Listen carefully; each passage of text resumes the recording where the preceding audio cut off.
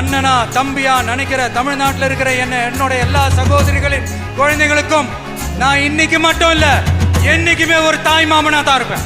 நீங்க எல்லாரும் என்னுடைய ரத்த உறவு, கூட பிறந்த பொறுப்பு.